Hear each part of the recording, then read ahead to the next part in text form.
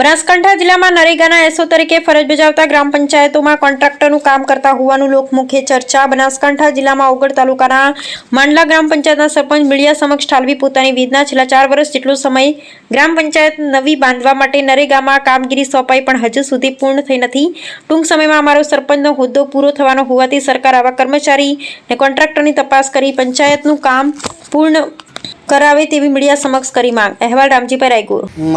મારું ગામ માંડલા ગામમાં સરપંચ તરીકે હું 21માં ચૂંટાયેલો।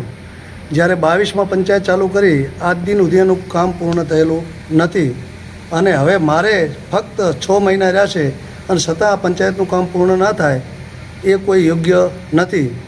અને આજની તારીખમાં પંચાયતમાં વારંવાર પિયુષભાઈને ફોન કરવા છતાંય કોઈ પણ આજ દી સુધી કામનો ઉકેલ આવતો નથી।